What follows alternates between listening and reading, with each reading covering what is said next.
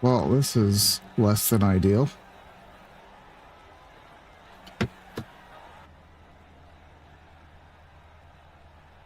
I'll be back in 1 second.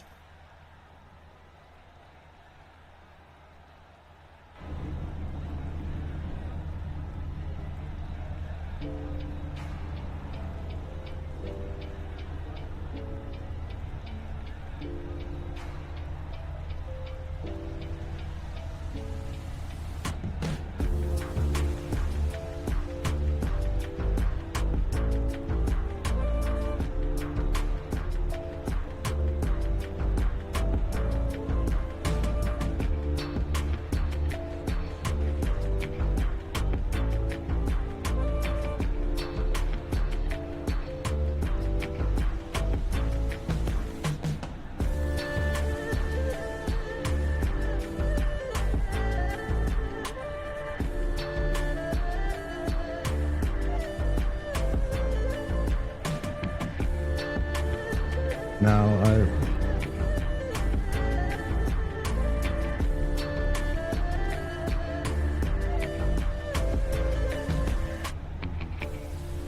I am working on this, folks. If anybody can hear, again, I am doing I don't have an answer. I wish I'm actually showing someone here in the back end, and all of my bars are going here in the back end. Oh, we can hear you. All right, now someone's saying that they hear me. Yes, we hear you. So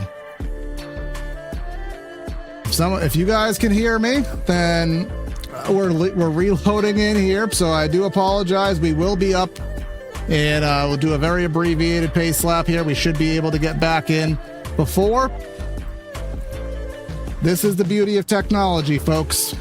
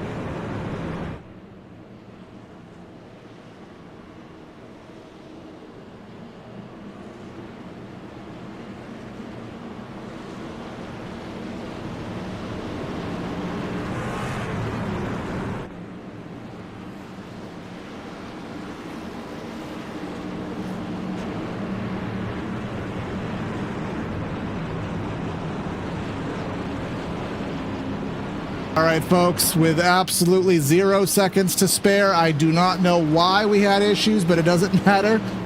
because we're back here at game time, ready for the green flag here in the area. Truck Series round number 3 at the Las Vegas Motor Speedway. Brad Slaughter is going to get ourselves rolling here. Green flag in the air. Let's go racing Las Vegas style.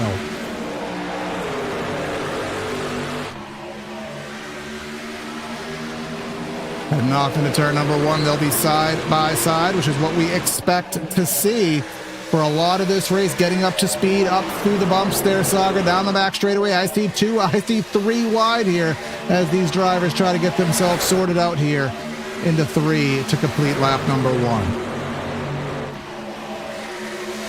I'm surprised we didn't go 3-4 abreast, to be honest with you.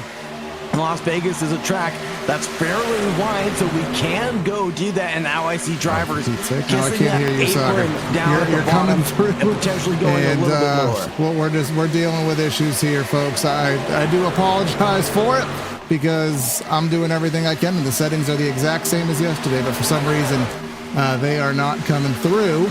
But coming through 3 and 4 here side by side for the lead. Brad Slaughter, Travis Beckner going for it here. Rather Eli Green and Travis Beckner. I apologize here. Looking here through absolute catastrophe here in the back end, but we are up and sorted here. Travis Beckner, Eli Green side by side. Jacob Harbert's there in 3rd. Alex McCullum going to roll off there in the 4th spot with Brad Slaughter in 5th. Saga, you can just talk at any time, and if I can hear you, I'll let you know here once I see a queue on up. And I don't see a queuing on up here, but I'll figure that out here as we do transpire over the course of the race. Heading back, we still see 3 wide here. Garrett Grant and Brian Noel.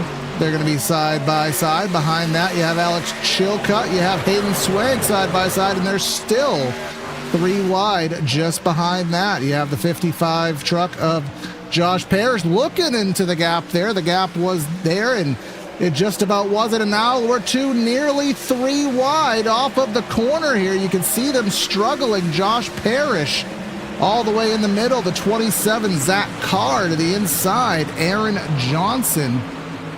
Good racing, hard racing, and we're still trying to sort ourselves out. But luckily, 5 laps in, we are clean and green and starting to get a little semblance of normality here at Las Vegas. Coming on through 41 car truck of Chase Swank, and well, rather he's the 71. The 41 is Chase Cabry here.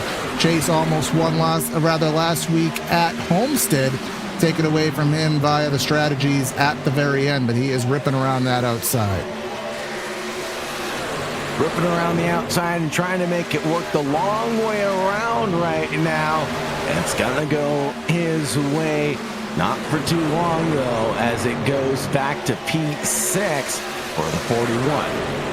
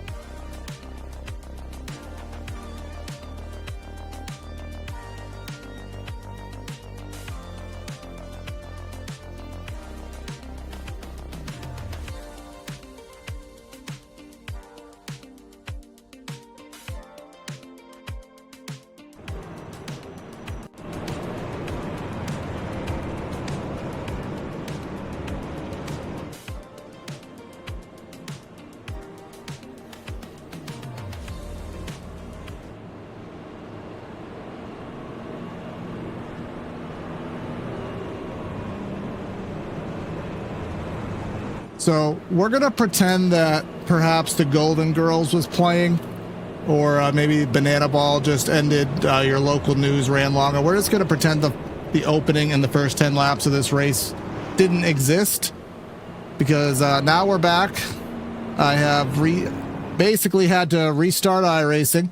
I've had to restart my voice software. I've had to restart my headset when everything was working in pre-race with no issues. But I'm Corey Silva. I wish I wasn't right now, but I am Sagar Bakshi, who I believe we can finally now actually hear. Hello, everybody, and welcome to Las Vegas for the third time of running. We are behind the pace car right now. We saw that wreck at the back of the shot as, again, iRacing tends to freak out when there's audio issues, which we did have, and I'm absolutely floored. I don't want to get into the technicals and drag on with it, but I don't have any reasoning as to why that happened, because everything looked good on my side. But it is what it is. We're going to move on from it. We still have 90% of this race ahead of us there. And Josh Parrish, significant damage there. Trevor Edwards, Ben Pierce, all these drivers who were involved in that wreck, trying to get their damage fixed here. But we're doubled up, stacked up. Eli Green, Travis Beckner, not Brad Slaughter, but Brad Slaughter not too far back. He's going to be outside of row number 2. And it does look like our leader choosing the outside lane there, Sagar. That is something they do quite a bit. That momentum off the outside is usually pretty advantageous. Yeah, it definitely can be an advantageous run on that outside line, but having the ability to give the squeeze and get that slide coming through turn 1 could be opportune as we head into the restart zone. Green flag in the air for the restart here. Lap number 12 on the board as we'll get up to speed here. And big aggressive dive to the bottom. Cole Cabry, he caught Brad Slaughter sleeping there. That's from about 4th to 2nd in the course of 1/2 of a corner. And now actually, I think he's nearly door to door with the race leader. What an aggressive move. It was an aggressive move, but it still continues as the 54 gives a door. Now it's going to be abreast here in Vegas, and that's going to turn into mayhem really quickly, Corey. Yeah, Eli Green. Oh, my God. That is what you call big junk here on the front straightaway at Las Vegas. I saw it stem from Eli Green in that vicinity. His truck nearly got on its door, nearly blew over there. As, they're 3 wide. They're still in the thick of it. And, of course, that replay scene's not going to work. So, again, we'll have to get creative here with how we do replays. We'll just do it this way.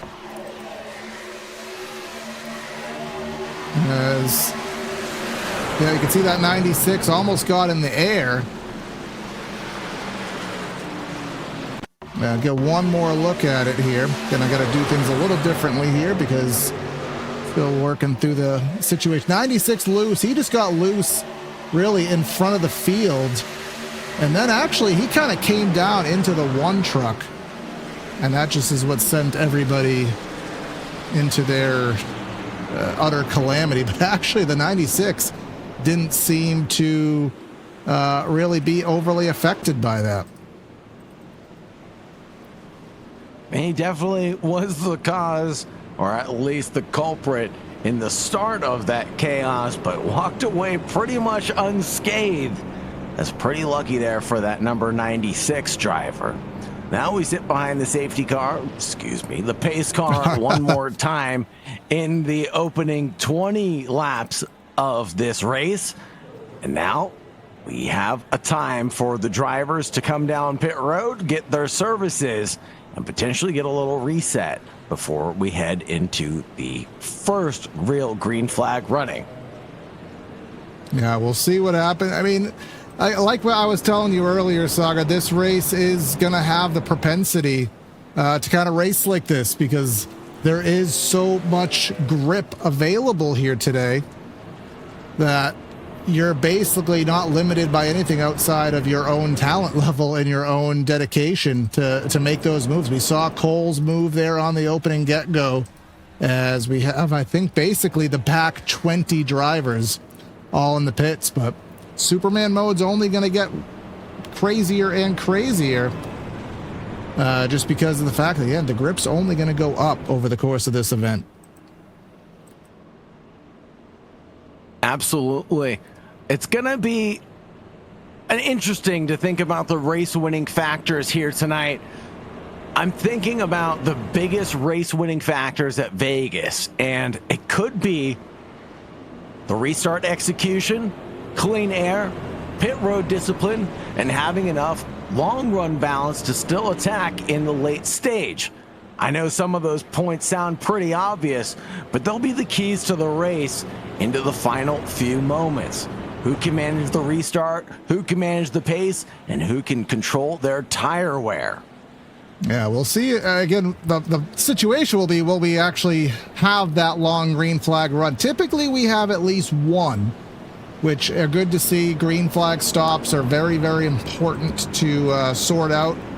But a lot of times, you know, it might be caution pit stops, 4 sets of tires. We'll see what the tire fall off happens to be. But as you see the sun going lower in the sky here at Las Vegas Motor Speedway, lights will turn on probably, I'd say, around lap 80 or 90, and then we'll finish this under the Musco lighting. But getting ready for the restart. Again, Beckner choosing that outside lane, which after what we saw last time with Cole Cabry there, Sagar, I don't know if I want to give the 54 the inside lane. Definitely Cole Cabry.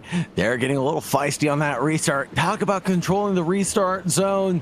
It's going to have to come down to who can maintain the grip as well. The field catching up to the back of the pack. And we'll get this race started here in just a few moments. And hopefully we can stay green and clean for a nice, healthy duration, Corey Silva. Absolutely. We'll see what happens here. We're just starting to kind of spread out, but obviously that was not to be long-lived, but we'll see what happens this time around. Coming through 3 and 4 here into that, what I believe is an Echo Park restart zone here at Las Vegas Motor Speedway for the second time here today. Travis Beckner will get it going in that Dodge Ram, newly released Dodge Ram to the service. Green flag in the air, and I see a little bit of stack up throughout the field, but it looks like we're carrying off pretty well. Travis Beckner slingshot at that start. Just pulled out an amazing gap over Cole Cabry in P2. Jacob Herberts in 3rd. And Chilcutt wanting to snatch that position on the outside run now. Yeah, coming on through on the outside. Chilcutt getting the running in that outside lane with the more banking will give you the momentum there. But then you see the stack up Jacob Herberts, Garrett Conrath in that number 45, and then Garrett Grant in the number 5 back there in that number 6 position now. And we'll get the paint schemes double checked here. I know with the reload and some of them may not be accurate, but we'll fix them as we can. But Cole Cabry looking to the inside, out Chilcutt looking to the outside here. And maybe that's going to be the preferred lane. Maybe it will, but a lot of times your lane choice can actually affect your tire wear. And a lot of times there, Sagar, the outside, it's fast, but it can be abrasive on those Goodyear Eagles. And I wonder how the team effect is going to come into play. So we have Travis Beckner and Alex Chilcutt on caution coming out for the number 70, seemingly involved in the incident. Yeah, that's Hayden Swank, who had issues, and we'll try to deduce what issues indeed arisen for him.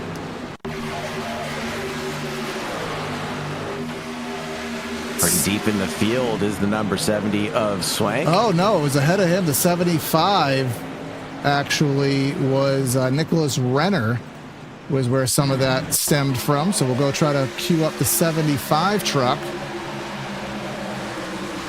See, he's 3 wide down to the flat. There's Eli Green. Oh, 27 is that car. Just, I don't know if there wasn't an awareness of the fact that they were 3 wide, but obviously not enough space to be given. And they met in the middle. Indeed. Three does not come into one, unfortunately, here at Vegas, especially when you ride the bumps. So, unsettling the trucks a little bit and causing a little bit of undulation and resulting in that contact. Unfortunate circumstances there as we go back behind caution. I want to finish that statement that I was making. The low money racing team with the 28 and the number 60 of Travis Beckner and Alex Chilcutt both running together, and Gareth Conrath as well in that team, running in a 1-2-3 currently. Expect some teamwork coming out from those drivers potentially. Yeah, we see a lot of that here going on, and got some admin calls to read, but we do have pit stops. Kind of a split bag here. Travis Beckner, the race leader, did come down. And again, 4 sets of tires. They're very strategic as to when they use them. Travis Beckner, I don't see tire. Oh, there is tires going on. Left side's going on. That Jack just kind of stealthed me there. So 20 laps in. Again, 4 sets of tires there. Usually fuel is around, I'd say, 50 laps or so. So that would mean 2 required stops. That means you have 2, as I like to call them, strategy sets. And depending what the fall off is there, Saga, you want to have that good set of tires just in case there's that last little restart. Absolutely. Looking into that last session or that last stint, you gotta have a new set of tires on the wall, or at least some set of fresh rubber waiting for you on the wall, as a potential restart could mean the difference between making it into the top 5 or being in the bottom row of the field. Now, the field changes up. Garrett Grant, Brian Noel, and Jeremy Miller are now inheriting the lead of this event. The 5, the 7, and then the number 30. Yeah, that number 30, always someone to watch. Jeremy Miller obviously won Daytona in exciting fashion, and wherever he is this season, he has been someone that you got to keep that camera on. And I expect that trend to continue for him in that 3rd spot. Again, Chase Cabry up there in the 41. He's kind of average at Homestead, but the strategy worked in his favor. Nearly stuck himself a win there until getting collected in a late race incident.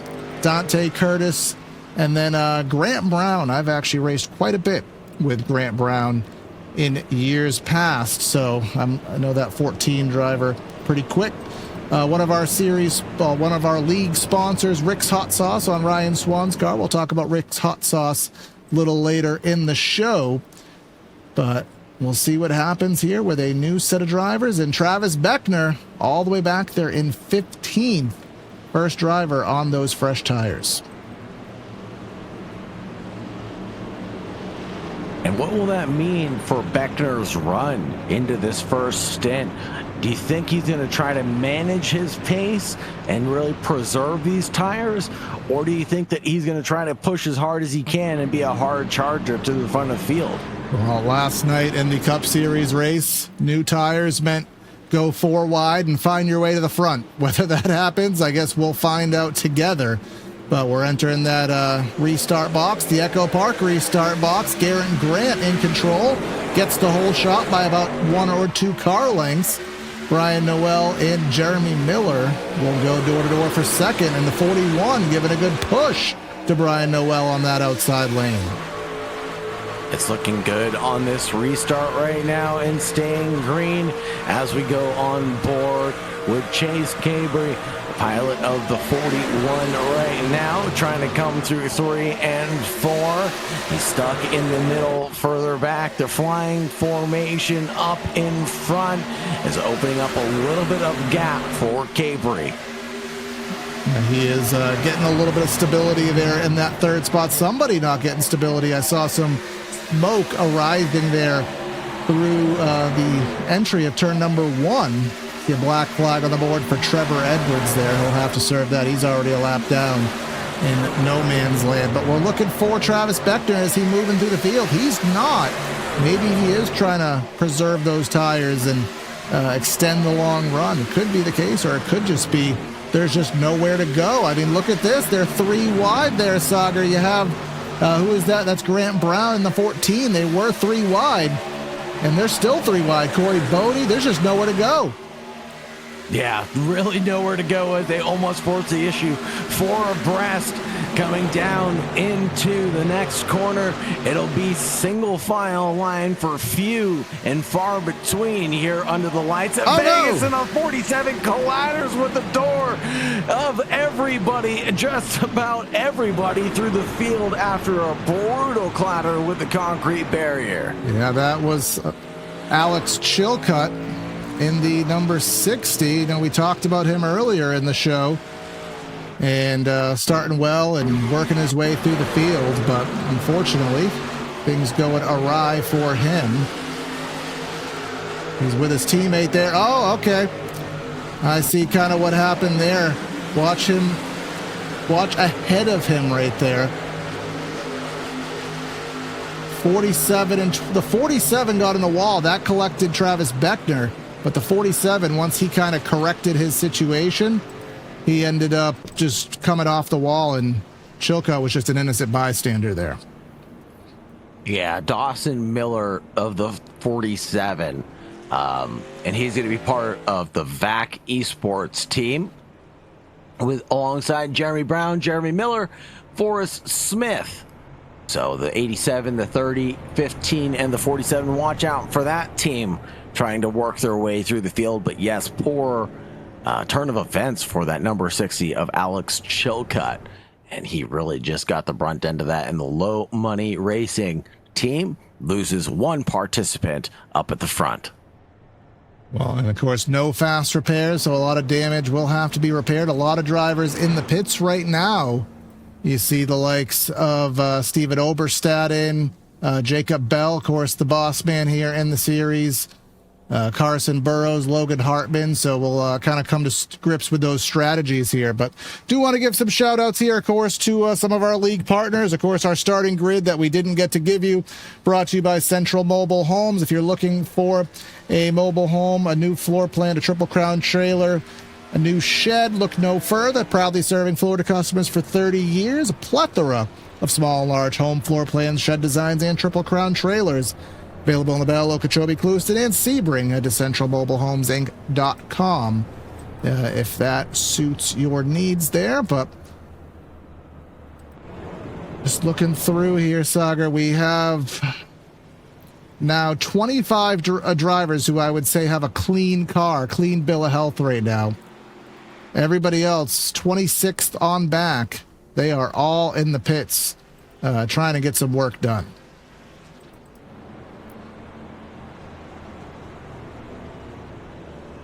And it's been a couple of restarts later that we hopefully find the green flag stint that we were looking for at the beginning of this race. It hasn't been green and clean for very long throughout this race so far. 28 laps of running thus far, and I figure about half of them have been behind the pace car so far. So yeah, a lot of drivers having to come down pit road, unfortunately. But still, with just about 100 laps left to go, we have plenty of opportunities for the drivers to come back and make their way through the field despite not having a fast repair. Absolutely, and luckily these trucks are tough, and they can deal with a little bit of a beating here. So it can, give them that opportunity to work through a little bit of damage. Maybe the truck won't handle the greatest. Maybe it will be a little bit slow on the straights, but handle decently in the corners. So, it does happen where you can kind of make the most of a sour situation. So, as it stands right now, our top 13 drivers have not pitted or pitted significantly long ago. So again, now Garrett Conrath, he is back in that 49 truck in the 14th spot. First on the fresh tires. But back into the restart box, Garrett Grant and Brian Noel getting ready to get going, and Noel did not get going on that outside lane. Stacks up Jeremy Miller, and if anything, that works to the benefit now of the 14 of Grant Brown, who goes to the inside 3 wide. That's a beautiful livery from that number 14, looking very snazzy there, coming through the field. Slingshots themselves up into P3. Couple drivers up on the high side, getting squirrely there up against the wall. That'll be the number 30 of Jeremy Miller, getting a little loose on that high side, but he manages to keep it collected 3 wide here, and we've seen it go wrong before. Hopefully it doesn't go wrong this time around, Corey. I hope not, because we want to get this thing up and moving here. 14 truck, Grant Brown, he's in third, but right now we have Noel. We have the 24 Cody Dempster, the 03 of Dante Curtis, but up front, here comes Chase Cabry to the inside of Garrett Grant, looking down there to the inside of the racetrack, on board with Garrett Grant. Watch out for that turn 4 wall, comes up right on you. And I don't know how long this is going to go green. They are slicing and dicing. They're down to the bottom, 4 wide, I believe, here in the middle of the pack. It's looking like a great race here. 4 wide further back, though, between the 44, the 99, and they're going to door bang all their way down towards turn 3 and turn 4. Chris Seidenfaden's right front fender is no longer in a favorable position.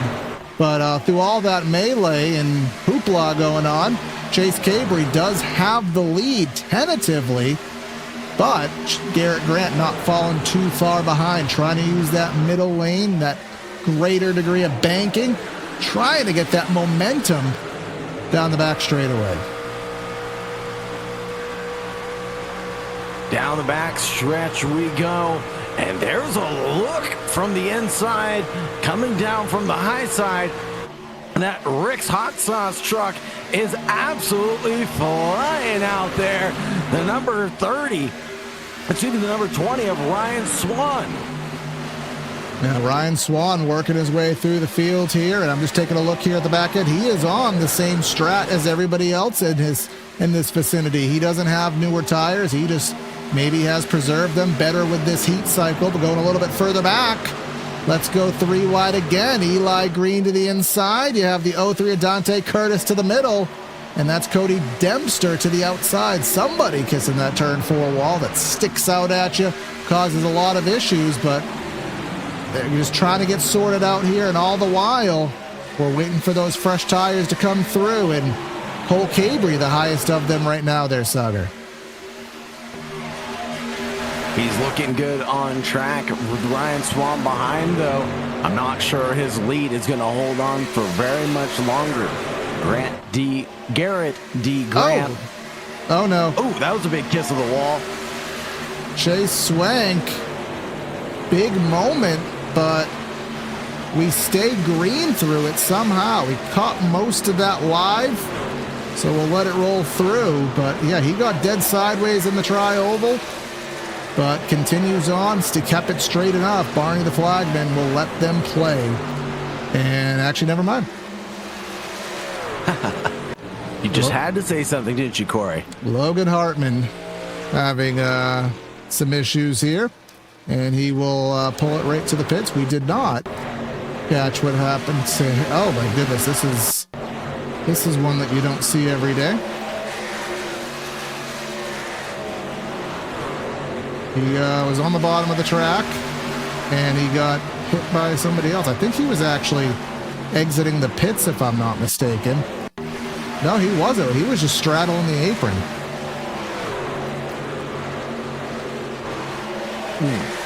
Yeah, he just got too low, straddled the apron, and just kind of came up into, I believe, yeah, that's the 18 truck, Joseph Swan, I believe.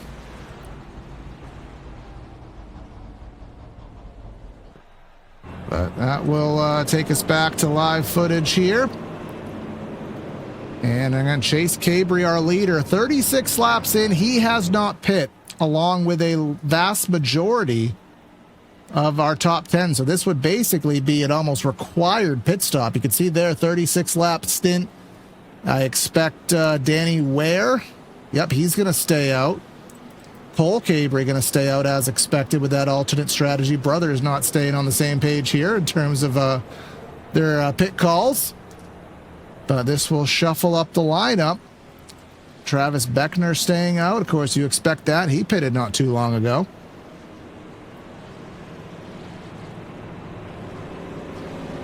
it just goes to show you that despite the track width, it really is a challenge for the drivers out here tonight to keep it on the tarmac. It is an abrasive surface. It is a bumpy turn 1, turn 2, but the drivers are going to have to contend with it for another 90 laps or so. Absolutely. Again, this race could be quick. We're only going 90 minutes.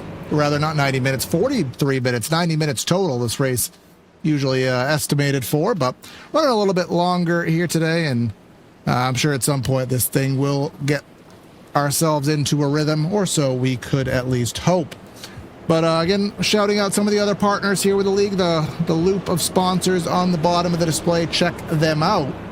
Of course, check out Hendry Racing Motorsports Park right there with Travis Beckner. Hendry County Motorsports Park Racing is back. You can join them on April 18th, which is this coming Saturday if you're watching this live. 1,000 to win street stocks, open wheel mods, and more. $20 tickets for adults. Discounts are available for seniors.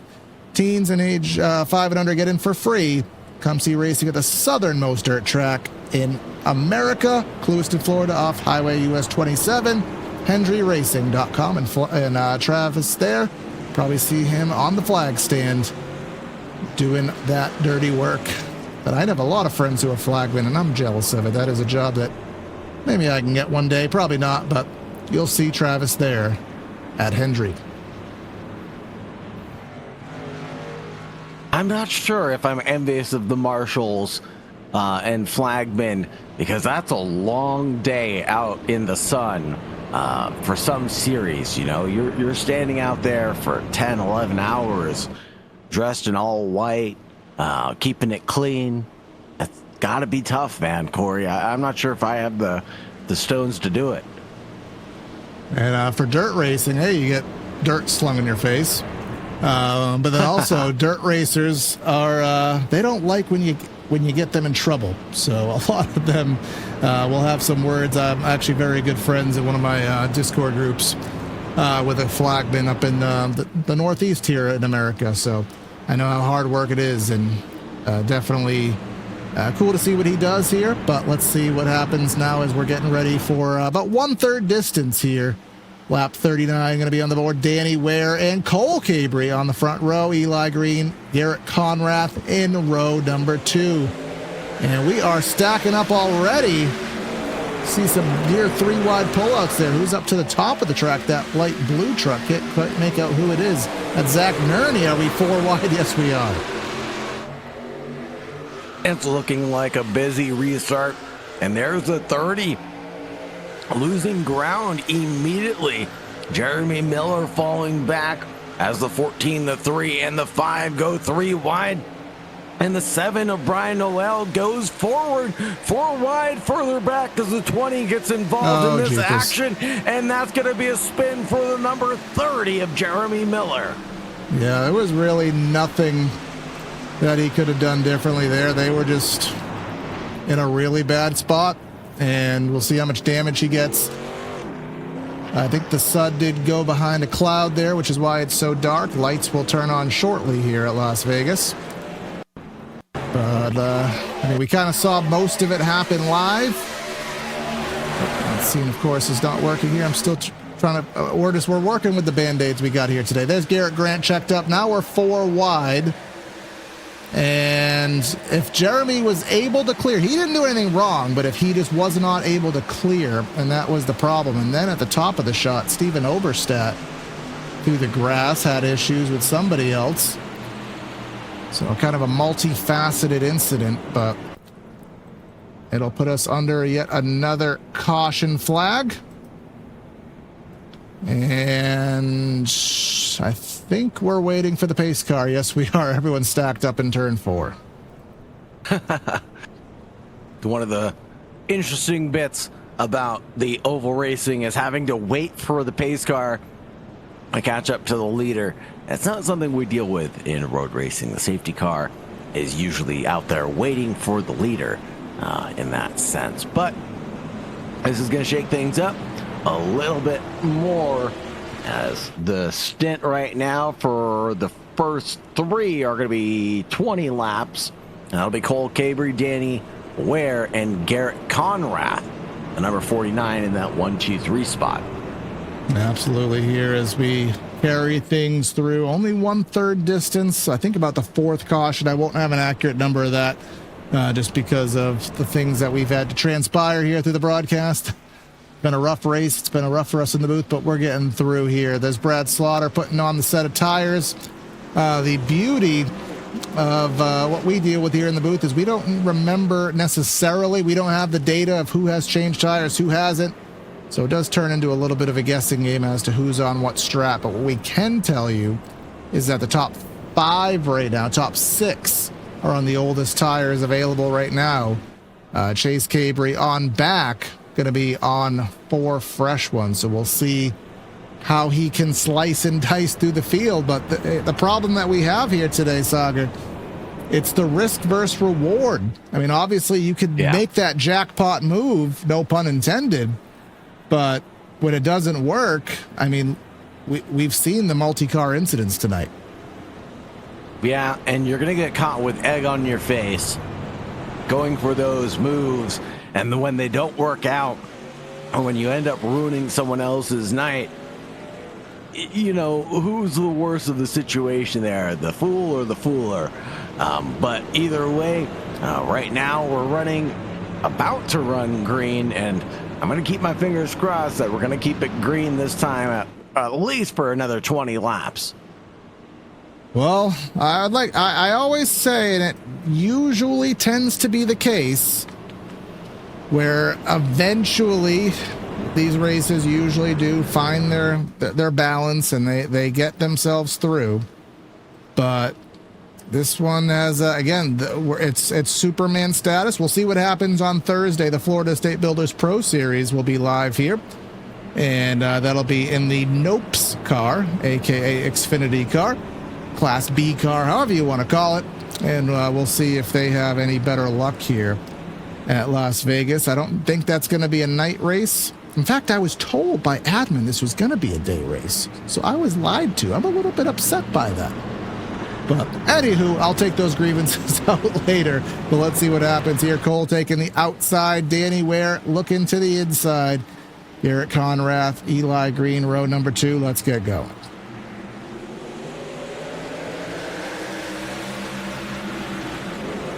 And a good slingshot again for Cole Cabry. And he is out in front by a country mile nearly. 2 cars ahead, or 2 truck lengths ahead. And it's not going so well for the 96 of Eli Green as he falls back behind the 35 and even the 49 getting sucked up there. And we have more drama further back. We have big junk here in turn number 3.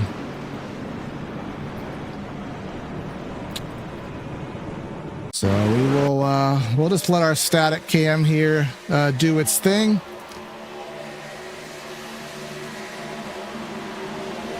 There's a 78 hard blow back up the track, and how nobody else, that's Aaron Johnson, how nobody else was affected by that, I am absolutely flabbergasted at. But we'll take the least amount of collateral damage that we can get. And watch that 78. He's in the middle, and he kind of left the lane. I mean, who came up, who came down, that's for admin to call. But, yeah, when he came across the track, I am flabbergasted that more guys didn't get involved. And there goes a residual spinner. That's Carson Burrows. And then Jacob Bell, that's the boss man. He just came to a flat stop. Oh, man. A little bit of carnage on the track there. 78 comes down pit road and gets their service to get back up and running again. And like you said, we have about 40 minutes remaining in this event. Hopefully we can make it to the checkered flag in that meantime. While this is going on, we are going to step aside for a brief little break here. And we will actually, no, we're not, because from an OBS perspective that you will understand there, Sagar, one of my scenes is broken here that I'm dealing with, so we're not going to go to break. But what we will do is just take a little breather here, and we'll be back with you in about 60 seconds. Just call this a radio identification break.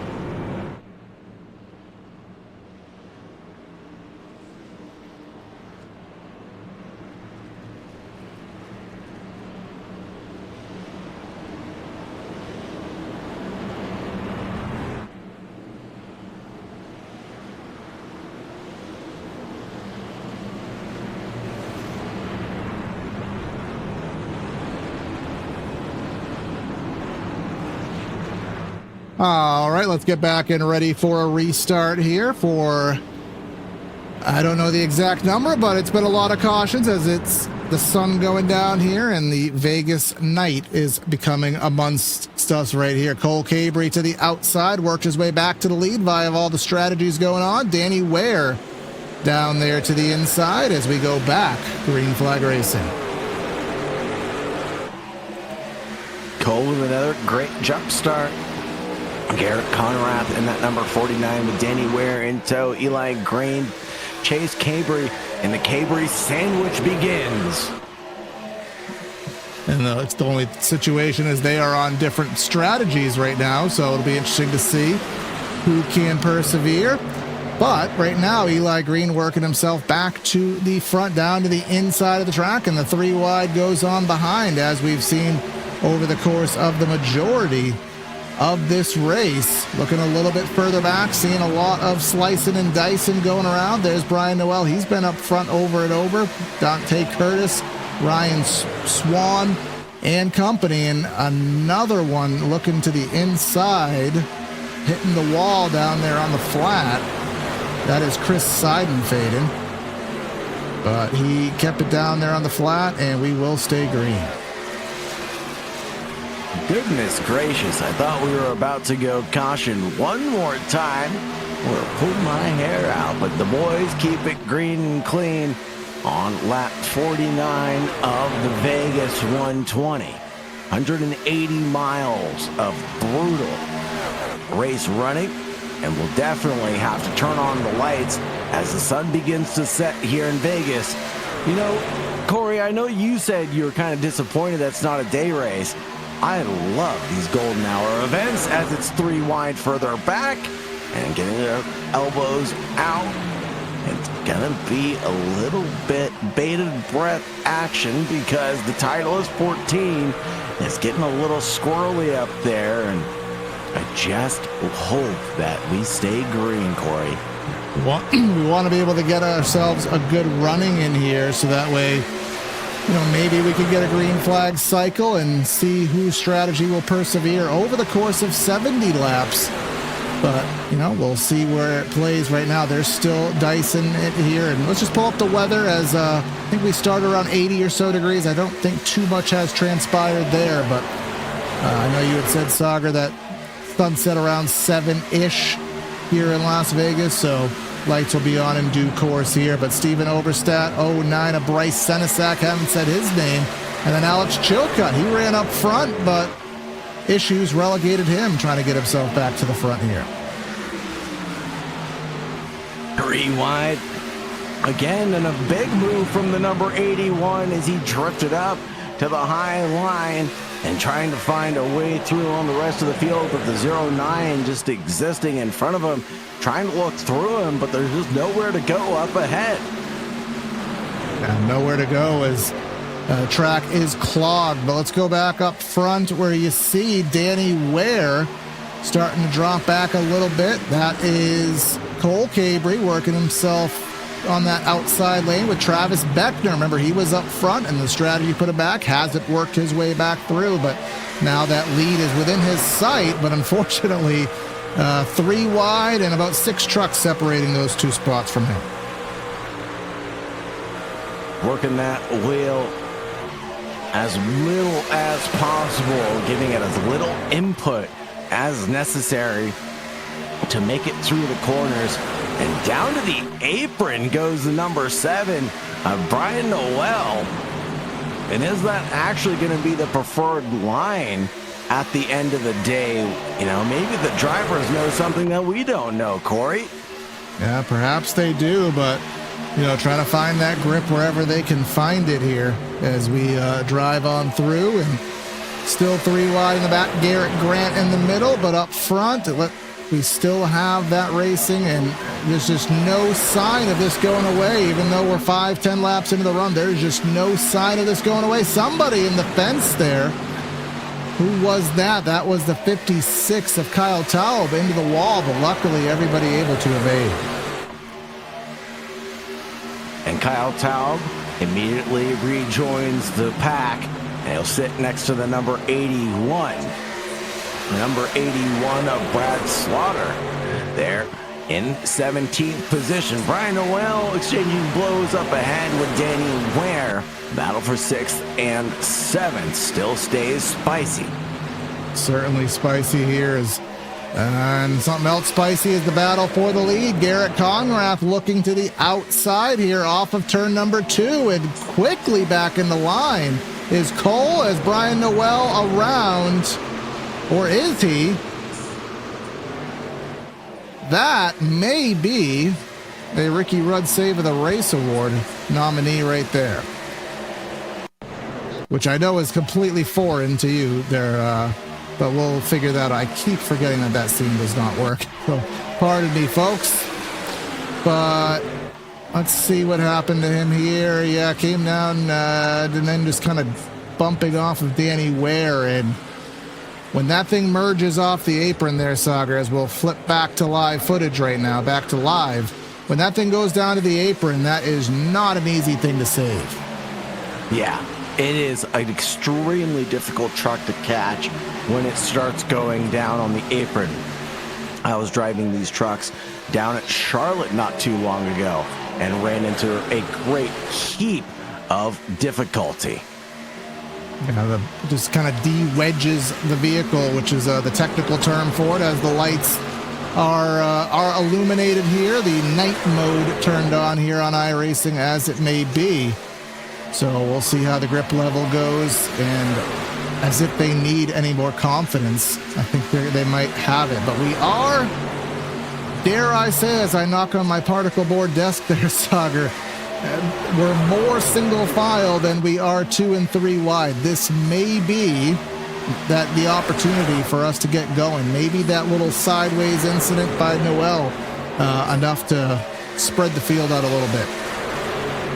Possibly so. Just as I say that, commentator's curse. Squirrely further back and down to the apron and through the grass. Commentator's curse. The caution comes out. Yes. Exclamation point curse in the chat for every time that Corey Silva has cursed a driver. No. And again, I realize, folks, that when you see the replays, you're getting like a double animation, and that is just because of some of the limitations that I've been having to deal with here today. So I do apologize for that. Just that way I know it's happening. But anyways, 27 in the middle. Oh, I think that may have been the 96 in the wall. When the 96 got in the wall, it caused a turn 4 stack up. And unfortunately, the 27 got the short end of the stick there as we go back to live footage here. An excellent save, though, from that number 27. Came all the way down to the apron, through the grass, 100%, 90 degrees from the track, and then recovered it back into the right direction. I did try to recover it, but the damage is there. So we'll see where we stand right now. In terms of stints, we'll pull up our ticker once more so that you can get a gist of where everybody stands, because we are kind of all over the place right now. And see some drivers 24, some drivers 40. So the guys such as Cole, I mean, I would say this is almost a requirement that you have to come in, and he will pull it down, and he will pit as well. Chase also coming in, but I do wonder if Chase is going to throw the tires on. It's again only 4 sets. I imagine this would be the second. For some drivers, could even be the third. But we'll see what happens, what the decisions are made to be. Now, would it behoove some of the drivers to take, perhaps right sides only, left sides only, rather than taking foreign fuel? Or does it matter as the 28 just gently missed their pit stall? Yeah, we saw that move work last night. It was quite prevalent to take 2 tires last night. But there was a little bit more fall off last night, maybe about a second and a half, as Austin Thiel does have a black flag on the board. I'm not quite sure what it was for, but there is a black flag on the board for Austin. But yeah, we are. I guess I'm trying to compute that. Where we have so much grip here today, we haven't really seen any substantial fall off. I would actually think 2 tires would make more of a decision, but kind of depends how the trucks are handling. And, technically 2 tires does have the propensity to loosen up a truck. So if you don't want that handling characteristic, maybe better just to put all 4 on. Maybe it better for some drivers, or like you said, some drivers capable of handling that loose truck beneath them and able to still go side by side. But now Brian Noel is the driver that stays out in the number 7, trying to get that time and those positions back. That's a very long stint for Brian Noel, as he's been out there for 26 laps by the looks of it. Which puts him in a spot, maybe he has another 30 in the bank, which, I mean, that's plenty. So I guess it shouldn't be too much of a concern. But if this race does magically go green, which at this point I'm losing faith on, but, there's always the chance. You don't want to have to be in the situation where you need to make another green flag stop. We are, 57 to go at this point. So I think we're still kind of outside or right on the hook of a max save fuel run. But I think these drivers will have ample opportunity, from what we're seeing, to be able to come in and make one more stop at the minimum. Definitely expect to see one more stop from the majority of the field, I would expect. Like you said, potentially mounting that fresh set of tires for that final run of green flag stints. Potentially, though, a big asterisk next to green flag, of course, as we get ready to go back to racing. We'll head back into the restart box. Chase Cabry and Brian Noel going to lead things down with Cole Arias. That's Travis Beckner making the aggressive move to the outside of the track. Somebody must not have went. I think that's Forrest Smith, that red truck in the middle. Travis Beckner went right around the outside of him. And now the 44, Corey Bodie. That's not quite a Sundrop vehicle, but it looks like it. Haven't really talked about him. He's trying to make some headway on that outside lane. Bodie going wheel to wheel with Steven Oberstlatt, and Cody Corey Brody actually moved his way up into P9 already. That was a good slingshot there. Up ahead, Garrett Brown and Dante Curtis exchanging paint. The 6th place belongs to Garrett Brown. Yeah, Grant Brown there, that number 14, has some connectivity issues from somebody there. I think that may have been Cole. No, it's Brian Noel, which we don't need connectivity issues in the middle of this 3 wide. Now we're peaking 4 wide. That 15 of 4 is don't squeeze it, don't squeeze it, don't squeeze it. I thought he will stay poultry 3 wide here. Nothing we haven't seen about 85% of this race. As again, he's still going out. That is just absolutely terrifying for these drivers. Now the 15 of Forrest Smith having some connectivity issues. And importantly, that 7 of Brian Noel has fallen back down into P7 very fast. That was a front row start for Noel, and within just a couple of laps, tumbling down the order. And now he's worse for wear and about to get sucked up by this 3 wide pack. That 80 truck of Jacob Harberts there had a little bit of door tapping there, center of the corner. But you go back, you see Bodie, you see Eli Green, who's been up and down the grid here today. So many passes. Danny Ware, 56 Kyle Taub. I know he was in the fence not too long ago, kissing the turn 4 wall. Cody Dempster slinging it through the middle, 3 wide meet in the sandwich with Steven Oberstadt to his inside. And you know, the track plenty wide enough for it there, Sagar, but just because the track is wide enough and just because there's the ability to do it doesn't mean that these drivers necessarily want to be in these precarious positions every lap. Oh my goodness, and there's that number 30, I think, and oh jeepers indeed. That was Corey Bodie, who we were just spending a lot of time focusing on.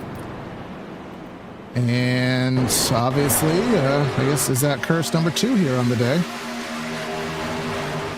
My turn, Corey. And one of these times I'll realize that my replay scene's not working, and then I gotta go to the other one, but still can't seem to remember it. But, all right, 96. Oh, no, that was Jeremy Brown.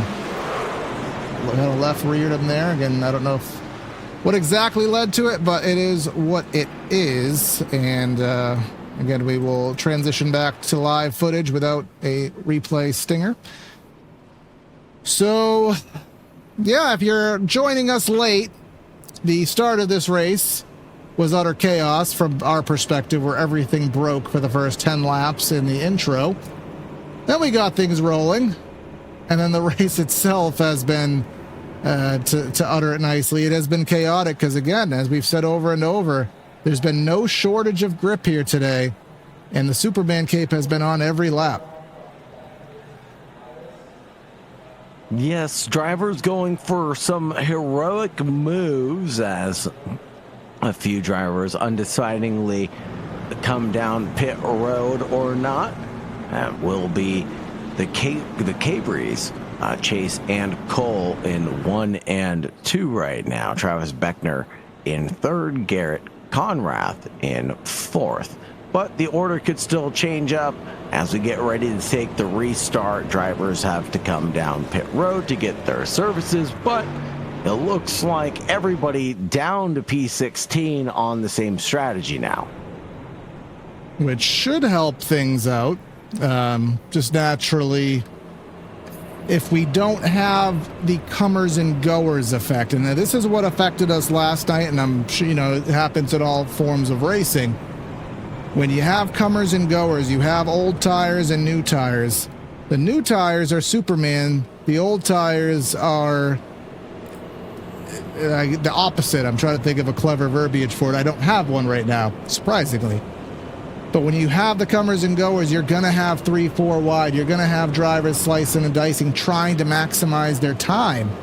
But when everyone's on the same playing field, Sagar, yes, you're still going to have that aggressive racing, but it's not going to have that extra oomph to it, for lack of better terms. Yeah, as the tires wear off, you're definitely going to feel it just a little bit, but not too aggressively, as the track has evolved just a little bit as the sun now sets here in Vegas. And what a beautiful shot now of the Vegas sunset here in, well, not downtown Vegas, that's for sure, but we are in Vegas. Yes, we are actually not too far. Of course, iRacing didn't model the city for obvious reasons. They don't need to, but not too far. I think this place is only about 20 or so minutes off of this out of city limits, if I'm not mistaken here. So not too far off of that indeed, but there's a lot of these tracks, you know, Atlanta Motor Speedway is actually nowhere near Atlanta. I think it's about an hour out. Chicagoland Speedway is about an hour away. Nashville Super Speedway is about an hour away. But Las Vegas is kind of right there, not in the heart of the city, but very close to it, which is what makes this a fan favorite. Of course, the Bushes, Kyle and Kurt, see this as their home facility. Built in 1996, saw its first Cup date in 98, of course reconfigured in 2007. Took a race away from my home track in Loudon, which still not happy about, and I'm even less happy about because no one ever goes to the summer race. But anyways, let's head back to Green Flag Racing. The front row is full of Cabries, Chase being the control one. That's back under green flag as Barney waves it high and proud for us. The 54 and the 41 lead us now. And they're not teammates, but will they act like it? They're brothers, but I think they are going to leave it all on the tarmac tonight. That is Garrett Conrath right to the rears of Chase, pardon me, giving him the run. And then there's Travis Beckner. Haven't seen him up front on the front row since the beginning of the race, and he tried to make something happen, but the gap shut down on him. And who's in the middle? That is going to be Jacob Harberts. He's in the middle in that 609 Silverado. Eli Green tried to slice and dice as well, as here comes Cole. Yet he wants back-to-back wins going inside of Chase. Looking for a move side by side for now. On the high line is that 41 of Chase. Cole to the low line right behind the 49 and the 28. Beckner and Conrath. Grant Brown and Dante Curtis in that third row. And right now this looks like we were at Daytona or Talladega. And oh, the 28 up the track is the 41. Not sure if it was aero or if it was contact. But that's going to put Chase all the way up there. And now Travis Beckner slicing and dicing here with the blocks, with the moves, with the draft, trying to get that race lead. But Cole not allowing it. Three abreast now with the 41 and the 81, the Caution. 03. And there will be a caution called. It was That so looks like exciting. The number 20. You were just winding up, Sagar, and then it just, the ballooned up pop. Well, the hot sauce truck having issues. We'll just rewind that quickly here without, I'm trying to do as little animations as possible just for obvious reasons. And I know I usually have my little stinger for this, but it's not working, so we're using the tools that we have there. But they were four wide. He bounced off the 71. He bounced off Jeremy. That's Zach Nerney getting a little incident there, and the hot sauce truck. Hopefully that bottle is about 10% off with the damage to it. So we are back to live footage. Usually I don't have to say that, but I do have to say it in this instance. I'm getting used to it, you know? Cut my finger and it hurt. It hurts really bad, but eventually you kind of forget that your finger hurts until, you know, you knock it against the table a few times. Maybe I'm the only one who's ever done that.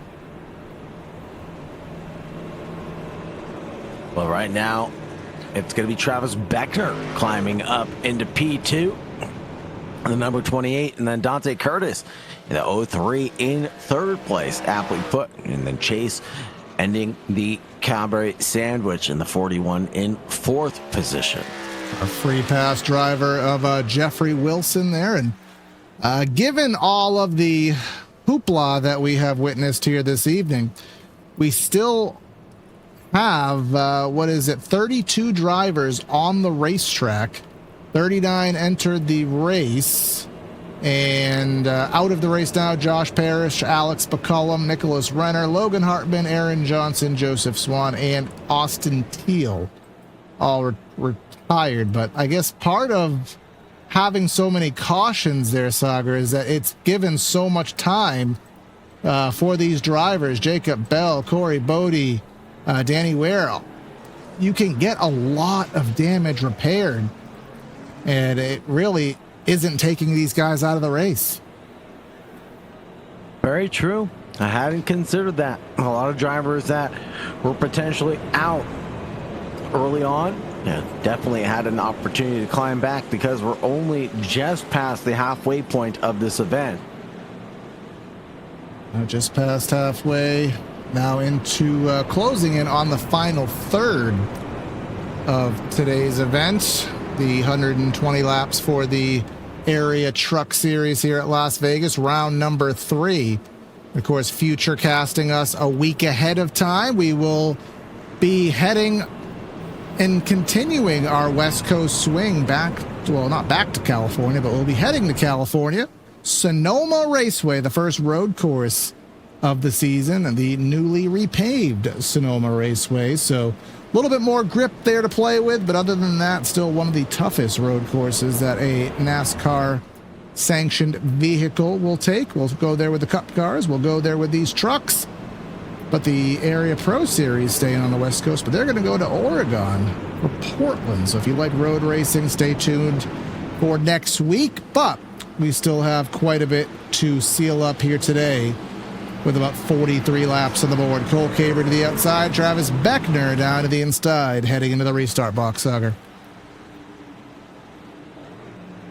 And let's see if we can keep it green and clean this time. And it looks like the 28 nearly had a jump start on the 54, but backed off. Travis Beckner a little excited there into the restart zone.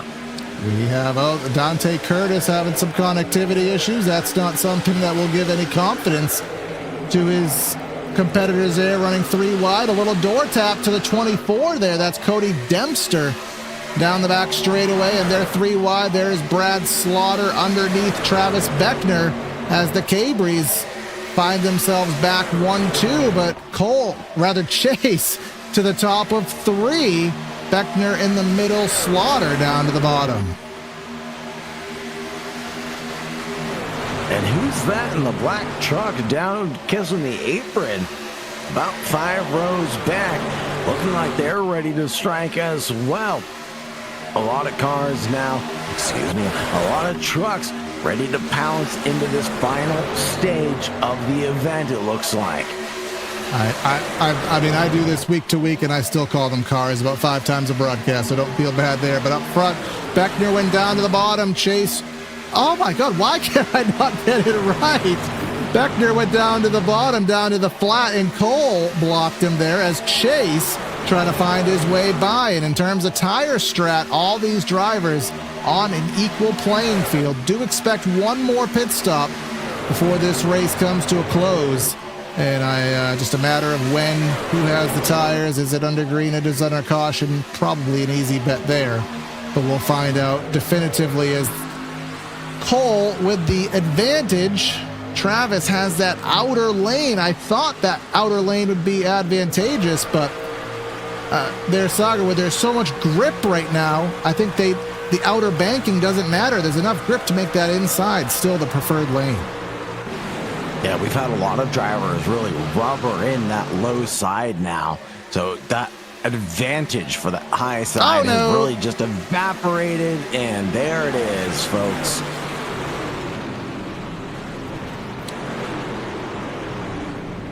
There's Jeremy Miller. There's Zach Carr. And again, this is just, we're at an intermediate track, and we are racing like a super speedway. That's why people don't like Atlanta in its current form, but we'll try to deduce what happened here. They were 3 wide, bumping. The 27 a Carr, 81 a Slaughter, and there's Jeremy Miller involved. Again, it's just the nature of it when you're racing tight quarters racing, as we're back to live footage right now.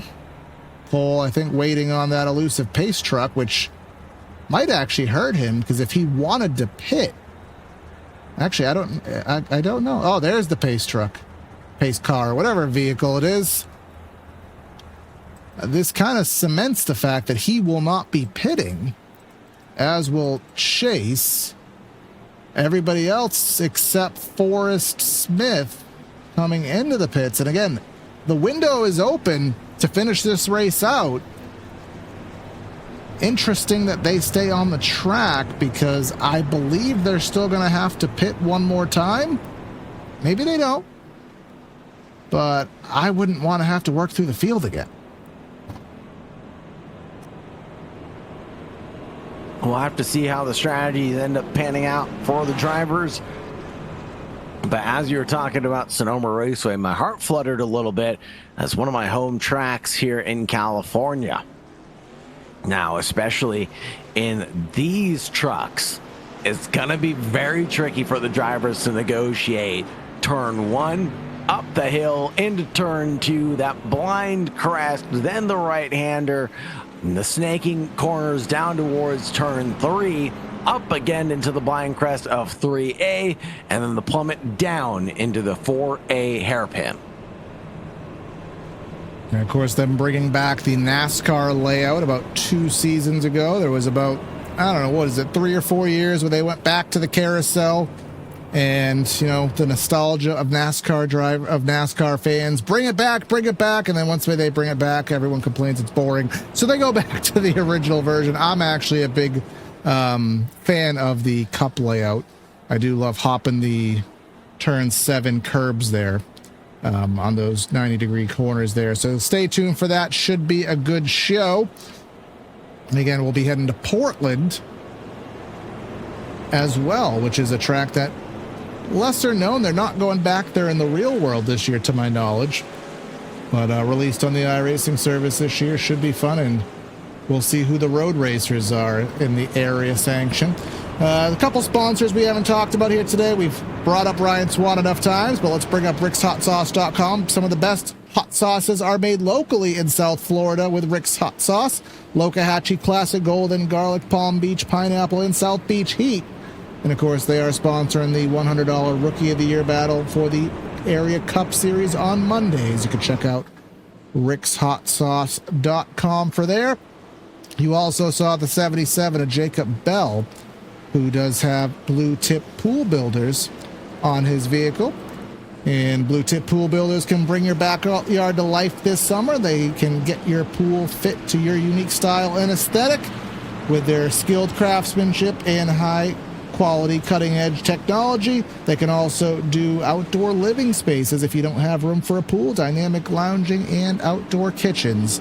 They're Blue Tip Pool Builders. BlueTipPools.com for Blue Tip Pool Builders. But let's head back to a Cabri front row, Cole being the control vehicle this time by.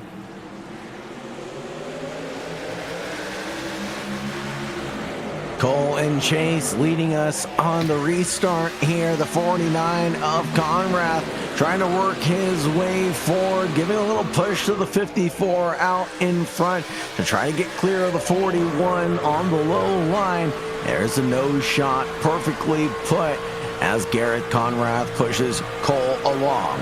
Oh, and he's trying to side draft to that right rear, and he just about got himself sideways and just about turned Cole in the process. That opens the door for Chase to the bottom, and you could just see the absolute calamity in 4 or 5, however many wide they are, for about 8 on back. 3 wide, 2, 3 rows deep here under the lights at Vegas as they finally turn on. And we're fully into darkness. The 54 comes down on the 49, but they keep it on the tarmac. 4 to the floor, baby. Somehow that 54 saved it. Magnificent instead of driving there. Chris Seidenfeld, that left front fender finally fixed. He's been in the back. Hasn't been a threat most of this race, but he finds himself in the top 5 in that 99 truck, and he is on older tires. We do have Garrett Conrath on fresher tires than the rest of the field right now. That number 49 truck. We'll pull up the stints because there have been a lot of different strats going on here. You can see 11 laps for Garrett, 11 laps for Hayden, 5 for Travis Beckner, who just put on what I believe to be his last set of tires. Don't correct me if I'm wrong on that, but we'll see how these all transpire. Definitely curious, as a couple of our leaders are clearly on different strategies than the rest of the field. So we'll be curious to see how it all pans out in the final, basically 40 laps of this event. It's going to come by us quick. The lap times are trickling in right now. Very, very fast laps. Now 20 some odd laps on tires there, Sagar, and only lost about a tenth and a half. So that really shows tires aren't too big of a deal. They may provide more security, more comfort, but they're not providing more speed here, which is why you see Chase able to stay up there in that number 41. He just has to hope he has the fuel, but with all these cautions, that's probably enough padding in the fuel cell. Harberts and Eli Green dooring each other. You'd think it's IHOP because they're making pancakes there on each other's door through 1 and 2. They're getting close to each other, and more than that, they're exchanging paint and blows with each other. Left, right, and center. The 24 and the number 96 now. Eli Green and Cody Dempster in the 9th and 10th spot, trying to find their way forward. But first, they have to find their momentum with the rhythm and the flow of Vegas. And finding a rhythm has been something that we're just struggling to find as a cohesive here throughout the show, throughout the race. Obviously, everyone is just at it. There's so much grip to avail themselves here, and the drivers are able to put these trucks in very, very risky positions and get away with it. Someone trying to get away with a wall contact there. That's Grant Brown, and in these tough trucks, you can barely see a scratch on it, so lost a little momentum, but you can bounce off the wall and get away with it there, Sagar. That's why we have so little attrition here in today's race. It's very true. No fast repairs either for the drivers to have to deal with. So they got to treat their trucks as if it's their first and last vehicle that they can have. And oh my goodness, that was a big wiggle there from the 80. I think that was Jacob Harberts getting a big wiggle there in the middle lane. And you saw a little blinking there from the 15 of Forrest Smith in that 5th spot. Luckily, when they're, too wide, it's not as big of a deal to have the blinking. You kind of prepare for it, but you can't prepare for that. Him and 80 of Harbert's having a little moment through 3 and 4. There's some connectivity issues to boot, but we stay green. No issues have arisen. But someone who is trying to arise, I believe, is Garrett Conrath. I believe he's the passer. Beckner the passee, but you can see he's getting loose down there through the bumps on the bottom. Chase Cabry, Travis Beckner, Garrett Conrath, Hayden Swank, and then Colt Cabry ends the Cabry sandwich. Cody Dempster now exchanging blows in the number 24, gets past Cole in the 54. Grant Brown, Chris in the number 99, Jacob Harberts in the number 80, and Ryan Swan. They're going to round out your top 10, but change for the lead as Chase and Travis exchange their positions. And that'll be the 28 going forward into P1 now. Now, is this a little bit of tire? We'll find out. Again, Travis does have significantly better tires than Chase does. It hasn't mattered too much, but a couple hundredths a lap, it does add up. But the 41 not going down without a fight. Trying that 3rd lane really hasn't been a lane that drivers have run here tonight. So I don't know if it's going to amount to anything, but he's doing the best he can. Try to hang on. And then Hayden Swank in that 70. Where did he start here today? A name that we've talked about a few times.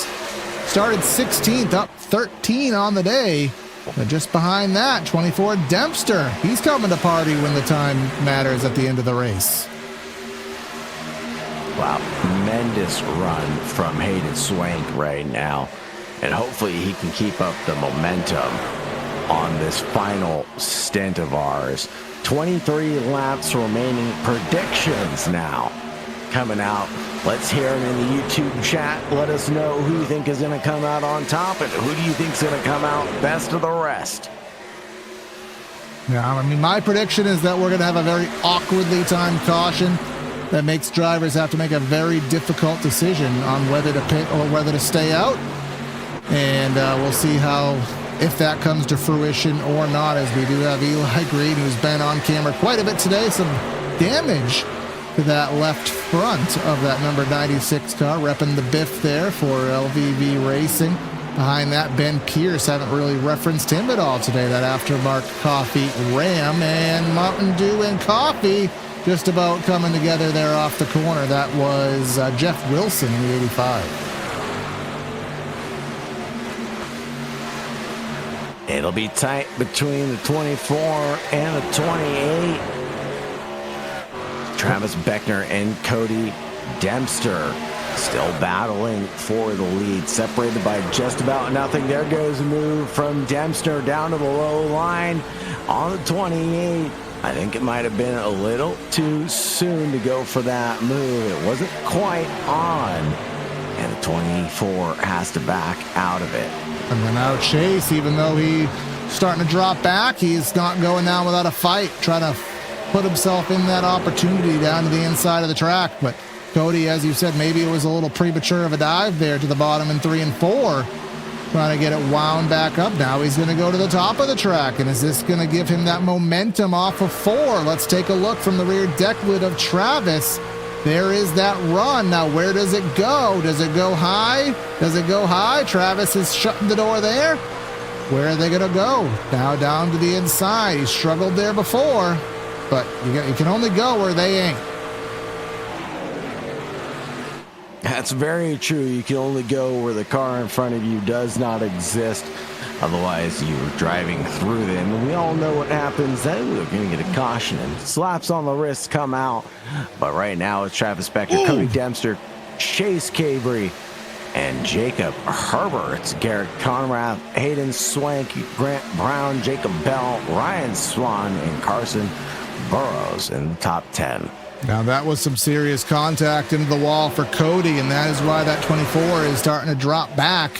Harbert's in third with Chase Cabrey starting to fall back. Again, those 20 lap older tires starting to display a little bit of reality here and not working in his favor. Let's check out the lap times for our race leader, and then we'll reference them to everybody else. We magically have hit a wall of fall off, because remember, about, I don't know, what was it, 10 laps ago, Sagar? Chase was only about 2 or 3 tenths off his best lap. Now we've slowed down almost a second and a half. It's quite amazing what's happened here as the track temperature has come down and it's cooled down a little bit. As the sun falls, the track has definitely heated up a little bit. 4 degrees, actually. It was 84 last we checked, about maybe 6 o'clock virtual time, something in that ballpark. And now we're up 4 degrees with all the wear and that is going on here, all the rubber going into the track. Jacob Harbert's looking to the inside, and dare I say, Sagar, dare I say, I've commentators cursed about 3 drivers here today, but this is the longest green flag run of the race here, and we're getting it in crunch time, which for drivers like Chase, maybe who was banking on another caution, this is the risk of staying out. Is there's always that chance that that could be the run that runs you on that extended stint. We'll have to see how it ends up panning out for him. I mean, we can always expect to see another caution, especially with 16 to go. It's going to be close, though. Jacob Bell, the 26-year-old from Swan Motorsports, currently running in 6th position, right behind the number 70 of Hayden Swank, right in front.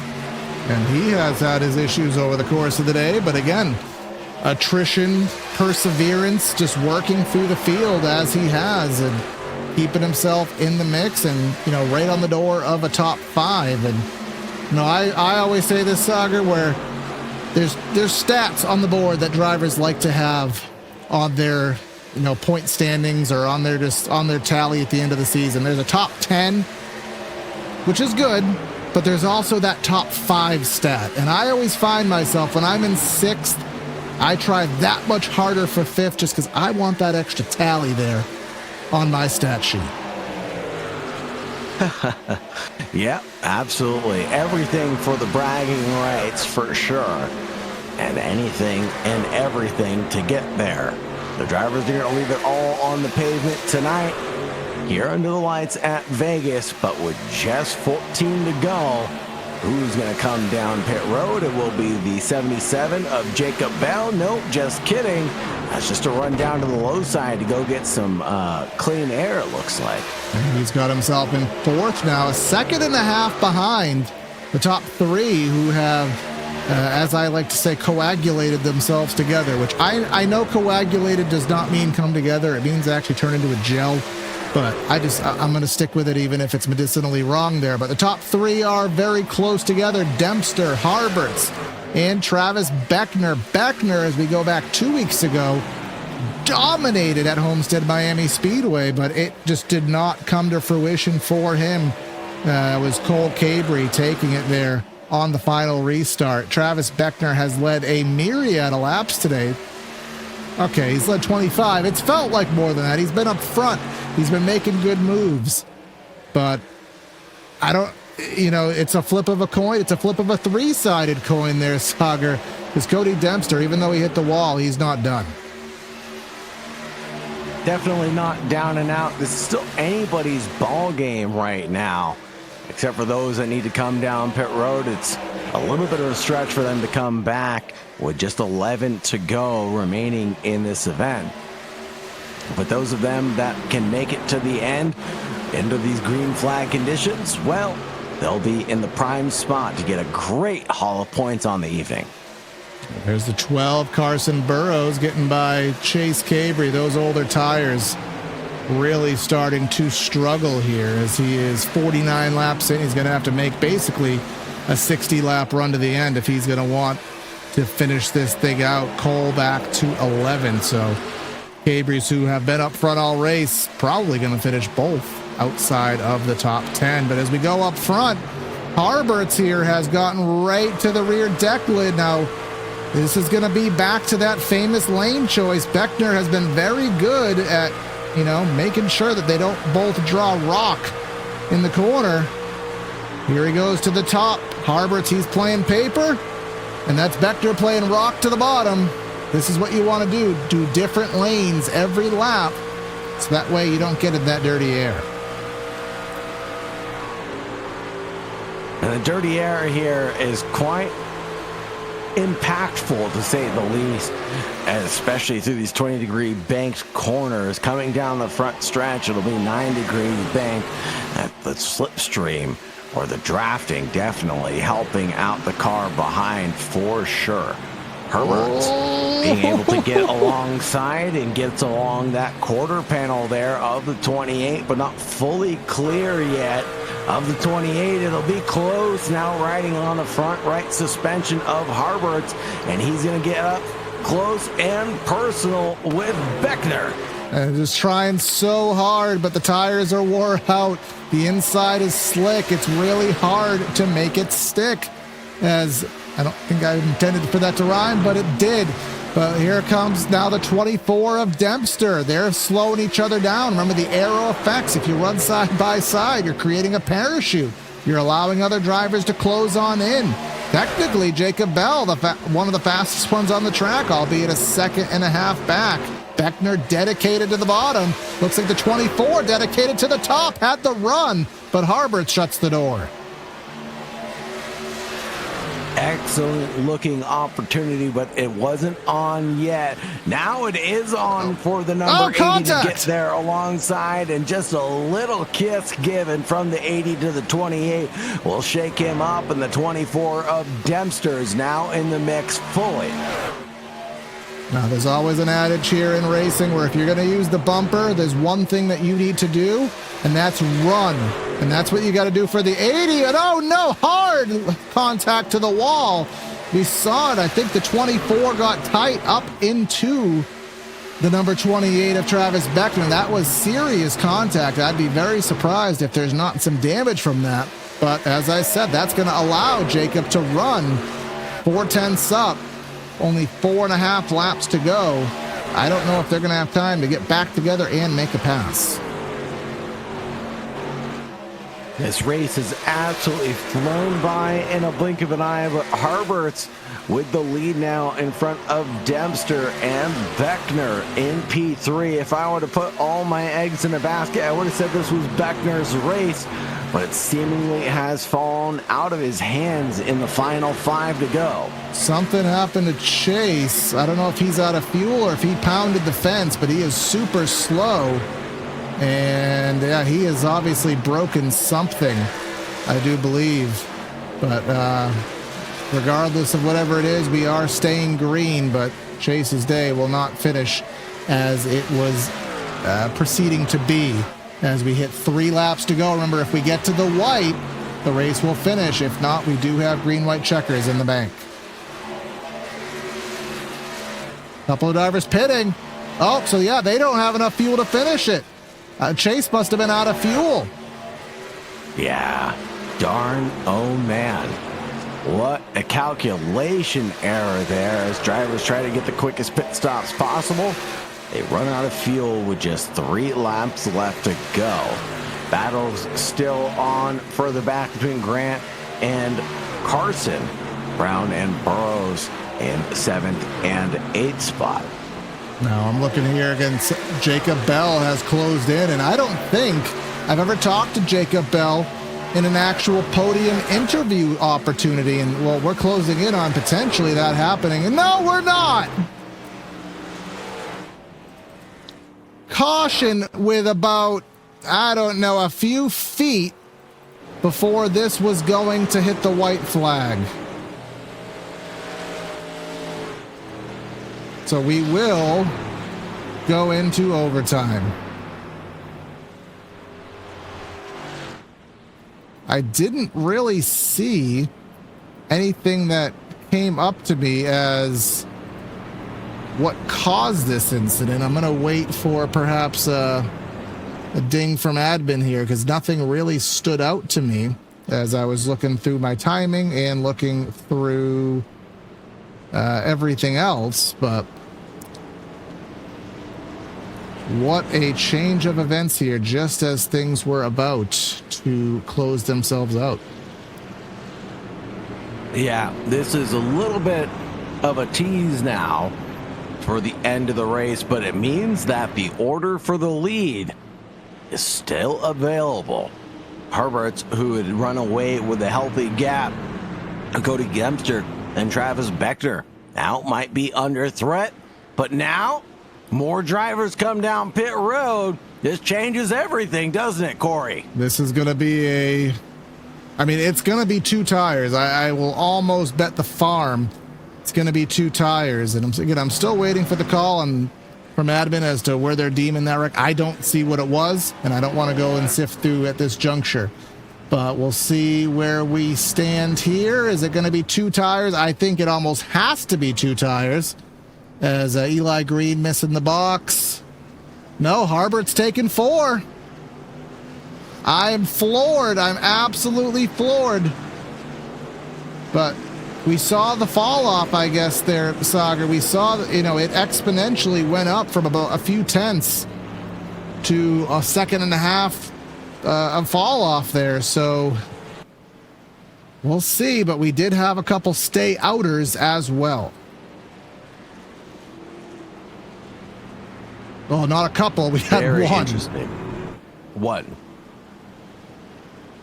Now, Bryce Senesac is the driver that ended up staying out. Now we have 2 tires, 2 tires, 2 tires, 2 tires. Now we can deduce this just based on how long a pit stop takes. 2 tires, and then we go back to Jacob. who was, again, he was maybe a quarter of a mile from getting the white flag, which would have cemented the win. And now he's going to have to gain 6 spots in 2 laps. And we are getting told it was a self-spin from the 41 that potentially was the cause of that caution. Well, not potentially, it was. So 2 incident points to the wreck tally score for the 41. Again, you get a tally score of incidents. Sometimes it's deemed as a racing incident. Sometimes you get 1 point, sometimes you get 2. And of course, those will lead to EOLs and potential race suspensions and all that bad stuff. But anywho, we are in overtime. And Bryce Senesac, how is he going to fire off? Cody Dempster was showing speed, but a lot of these drivers aren't going to know what 2 tires will do and the handling changes that may come from it there, Sagar.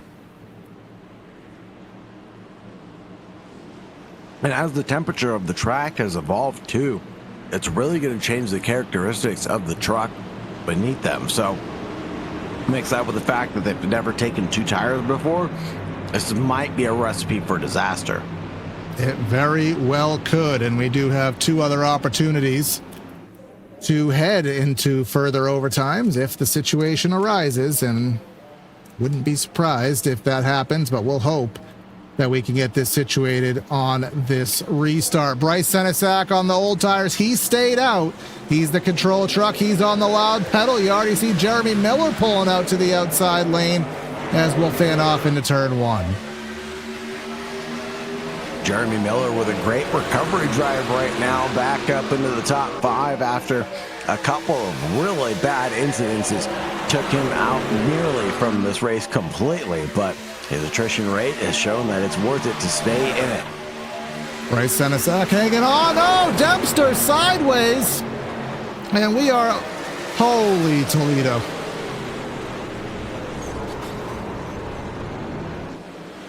Well,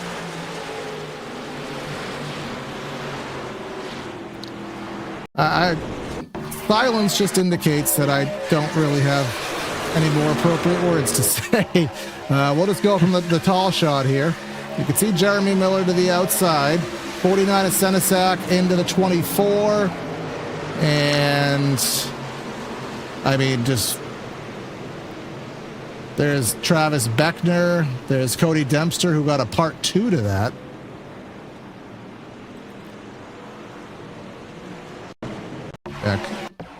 Try to go with Cody Dempster here for a minute. Again, he was to the outside. There's Garrett Conrath trying to keep it down there. May have been netcode. And there's Jeremy Miller. Here's Grant Brown. Here's the 7, Brian Noel, Travis Beckner, and then just part 2. Just put salt in the wound. As we go back to live pictures. Netcode being deemed the cause by admin, and they are not assigning any incident points for that, as we kind of saw.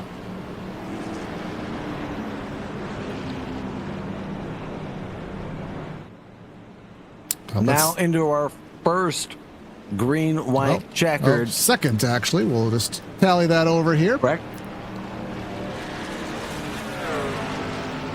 We're on 125th lap of this race of what was scheduled to be 120, and we have one more to stack into this. Now, who does this work out for, Sagar? Look who got through the mess and is back up to P3 on fresh tires, Jacob Herberts. Excellent that he was able to keep his nose clean, calm, cool, and collected on that restart, trying to find a way through back up into P1. He's in a prime spot to be able to do so now. Garrett Conrath, though, is going to be there as well, and he's going to be starting on... Actually, I don't know. We've seen drivers choose the outside. We've seen drivers choose the inside, so... I like to start in the same lane as the leader here on the service. I feel like it's a lot easier to time it, and it usually gets you that extra position. So I expect Herberts to be in a good position, but also Jacob Bell. Remember, he was in 4th, and he was just about to catch that pack to have a chance to maybe get himself a podium, but he is going to be in 4th again. maybe get himself a podium. But can Bryce Senesac steal this on these, what are they, 43-lap old tires? Get Conrath up there with 2, and Harbert's there with the best opportunity, him and Jacob Bell with 4 fresh Goodyear Eagles, as we'll get doubled up, stacked up for overtime number 2. Got our YouTube chat saying Jacob Bell's going to win this race. I don't know about your history on your side there, Saga, but in my PTR TV history, I can't remember the last time a league admin has won a race. I can tell you it hasn't happened in area, at least on PTR TV history, but that would be a story, but he's got some work to do to make that happen. Yeah, a long way back right now, but still has it potentially in him to be able to do so. Coming down in the final 3 to go potentially. It'll be tight, it'll be tricky, but let's see if the drivers can keep it green and clean for just about a minute and a half. That's all they got to do is a minute and a half. But again, if we can make it to the white, it doesn't matter how many trucks will wreck, spin out, or upside down, or in the stands, or in the pits. If we make it to the white, we will take the checkers at full speed. But if we can't, we got one more rack 'em and stack 'em in the bank. Into that Echo Park box. Bryce Senesac, the control vehicle. Look at Harbert. He timed that with a vengeance. Gives a shot to the back of the 09. He's trying to clear Conrath to give him the opportunity to try to get this win back. What a restart from that number 80 machine. Was able to do it just pitch perfectly. Gives a little bit of a shove to the number 49. Has to back out of it. Down to the low side goes that 28. And now it'll be Conrath around. We will go into our 3rd attempt now. Saw some of it transpire live. Don't quite know exactly what happened, but we'll check it out here. We'll do our mid-blimp cam. We get our cameras by Whiplash Sim Cams. Contacts. Yeah, just a little door tap there. Sent him up the track between the 80 and the 49. Actually surprised that got him loose. Just one more take at it here. Let's watch this little door tap here, center of the corner. Actually very shocked that got him that loose. Takes me back to 2000, and if you Jeff Gordon fans, you might not want to listen to this. It takes me back to when he got door tapped by Keselowski there, blew a tire and spun around. That's kind of where that took me there. Still not over that 13 years later. But back to live footage. Jacob Bell.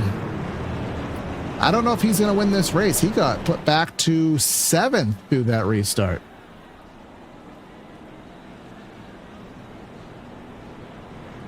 We'll have to see. Now, Carson Burrows tumbles down the order, I believe, as he comes down into pit lane, if I'm not mistaken. Yes, he is indeed. Now, some drivers, the only driver who is in an extended sequence right now is our race leader, 46 laps, which that's still fine. He got most of this race will carry on from here. 2 more laps. We know they can go about mid-50s, especially with all these cautions, as I think that's Chase Cabry ripping around the outside there. Back onto the lead lap as the free pass. But just crazy all the changes that happened there, Sagar, where we were about, I don't know, 7 seconds from calling the white flag, and so much has transpired. The running order has just went in the blender since that moment. Yeah, it really has been a story of just what could have been for some drivers as crashes and accidents and cautions have come out. But for those of them that have kept it clean, it has been a story of heroics for them. Right now, Bryce Senesac, Jacob Herberts, and Eli Green have been those lucky 3 drivers to be in the top 3 into the final restart, hopefully. Well, I guess we could say definitively, at least this time here. So, and then just going through the history, and this is where our boy Hunter Sleppy likes to come in here with our stat sheet. The only person in this race right now who has been a former winner in the Area Truck Series at Las Vegas, Chris Seidenfaden, who saw him have a moment, but he's back in 17. So whoever wins this race most likely will be the first time winner here at Las Vegas here in Area Trucks. Bryce Senesac obviously has won races in his career, so that will be of no surprise. Jacob Harbert's obviously someone to watch. Eli Green, how has he got back to third with the race he has had here today? Started third, was up front quite a bit, but again, he went through the blender and comes out so far back to where he started. The ebb and flow of these Truck Series events results in drivers coming and going from the lead of the event. Eli Green's story definitely being told there as he falls down the order mid-race and comes back through up into P3, the number 96. Like you said eloquently, came through the blender, back out on the other side. A beautiful fruit smoothie. Absolutely. Well, who will be drinking the smoothie in victory lane here? Well, we'll finally find out in one way or another. Look at Ryan Swan. Haven't talked about him recently, but he's in the mix here. Green flag in the air. There's the hole shot that Senesac needs. Eli Green with the inside, Harberts with the outside. Who's going to persevere as we get up to speed? Bryce Senesac trying to run away with it. The 96 of Eli Green on the inside, low line now. And way further down, it'll be Forrest Smith and Jacob Bell trying to exchange positions, but there goes Harberts to the high side on that number 80. He's trying to go for a move on Senesac. Will it be on? It comes back down across, and with 2 laps left to go, it might go Harbert's way. The shop.area iRacing.com, white flag in the air. Harberts has taken the lead. Senesac struggling to hang on there as he's in the middle. Forrest Smith right to the back bumper. Will he make an aggressive dive? The answer is yes. That 15 down to the bottom. Will he be able to make it stick? Will we have a Las Vegas photo finish coming to the stripe? Who's going to get it? Some contact, but Harberts will get it by a fender. What a fantastic finish despite all of the argy-barginess that we had in the cautions coming out. What a photo finish between Harberts, Forrest Smith, and then Hayden Swank into P3. Final margin of victory is 0.17, just a hair under 2/100ths of a second. We'll go briefly check that final running order out. I cannot believe how well the 15 was able to make this dive to the inside work. He stuck to the inside. I didn't think anything was going to come out of this, but he came through, managed to make it stick. And then as we go to the stripe here, try to get the final running order there, basically close enough to it, but that was where we stood right there, right at about maybe, I don't know, a foot or two ends up being the final margin. But we'll go ahead and start our post-race show now, because it's been a long one, and these drivers, including ourselves, need to unwind after a crazy night of racing here today from the Las Vegas Motor Speedway. Getting the victory by the final margin of 1/100th, Jacob Harberts gets it over Forrest Smith. Hayden Swank in third, Ryan Swan in fourth. Bryce Senesac has to settle for a fifth, leading there to that final restart. Alex Chilcutt in sixth, Eli Green in seventh, Ben Pierce, Garrett Grant, and Chase Swank rounding out our top 10 there, Sagar. Then over to 11th, it'll be Jacob Bell, and then Chris Seidenfaden in 12th. Brian Noel in 13th, Garrett Conrad, Trevor Edwards, Carson Burrows, Cody Dempster, Jeremy Miller, Corey Birdie, and Kyle Tubb rounding out the top 20. And then we'll just let the rest of them scroll on down here, finishing this through. Chase Cabrey, remember, he had many opportunities to win this race. Travis Beckner. Again, a lot of these drivers were just involved in the hurricane that went through here at Las Vegas. Our caution recap here. We had 14. That's actually low. I think it might actually be 15 or 16, because, again, we went through a little bit of issues earlier in the show. But anyways, let's go and try to grab these drivers. And I got Jacob Harberts getting it in victory lane. What a sequence there. You came down to the checkered flag, the white flag, with about 100 feet to spare. And we had to rack and stack for overtime. It took 3 of them. Took a little bit of a manual effort to make it happen, man. But how's it feel? It feels good to finally get it done. And I say finally, it is only my 3rd start. But, after Homestead, it feels like it's been a long run. So I, was on the worst end of it, Homestead, and didn't have it locked up for sure, once that caution came out, but decided to try and not make the same mistake twice. I took 4 tires, and that first restart worked out just beautiful for me. I haven't checked the second green-white checkered. I know I got into Garrett a little bit, so I apologize if that incident was on me. But yeah, it feels really good to finally get it done. Well, obviously a crazy race, at least 14 cautions we had and 2 3-wide racing. I mean, how are you able to manage the risk versus reward, keeping it out of the mess as much as possible, but also keeping your track position? How do you balance that? Shoot, it almost seemed like we were gambling. Very fitting to be, in Las Vegas, and it was all just about being at the right place at the right time. And unfortunately, unless you're the first truck leading the pack, you never know if that is the right place or not. So it just all worked out. I got caught in a crash kind of early in the race and was able to get it all fixed. This was all way before halfway, and it just cycled out to go in my favor for that long run. I had 4 fresh tires put on, so that helped a lot. I know some people did stay out on that run. I was able to work my way up to the front, get to the lead. Obviously I wanted to go the less stressful route, but in the end, still first, so we'll take it. Absolutely, man. Well, we'll see what kind of road racer you are as we head into next week, but I'll let you have the floor for any shout-outs or thanks you want to give. Yeah, I'd like to thank 609 Motorsports, BMP, Dante. He was in the 03 truck for most of the race, but he got caught up in a wreck and was spotting me there at the end. It was a really big help to help close it out. Absolutely, man. Well, congrats on the win, and we'll see you at Sonoma next week. See you guys. And next, I will have Forrest Smith here in second. Well, Forrest, you made it interesting there at the very end. I was absolutely floored that dive to the bottom stuck and maintained as well as it did, about 100th of a second short. Did you expect that move to have as much power and thrust as it was going to have? I'm going to be honest with you. No, I did not. Yeah, I didn't think it was going to be that close. But you started 25th. Second is the final running order, so obviously it looks good on the score sheet.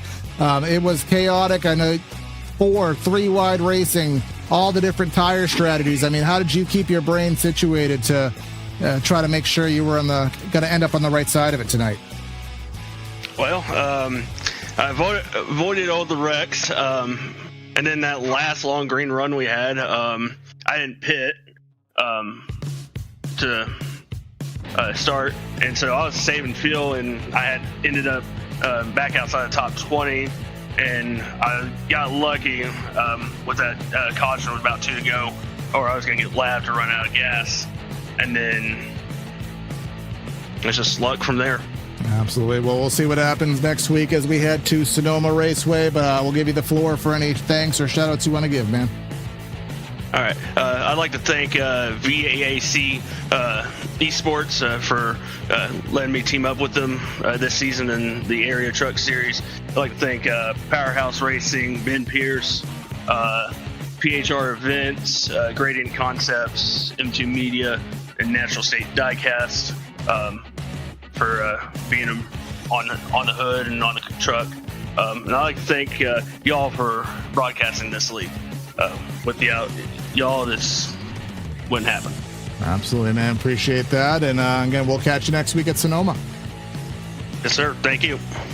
And then P3 to round things out, I got Hayden Swank. Hayden, you started 16th, finished 3rd, but you were one of those drivers that was just in the hornet's nest for the vast majority of the race. But that 70 looks pretty clean. So you did a good job surviving the mess here today for a podium. Talk about it.